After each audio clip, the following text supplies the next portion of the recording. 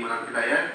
Masya Allah, dari pemaparan Ustaz tadi kita bisa mengambil pelajaran betapa bulan Ramadan itu bukan sekedar bulan untuk memperbanyak ibadah sunnah, bukan pula sekedar melaksanakan kewajiban individual seperti saum atau puasa.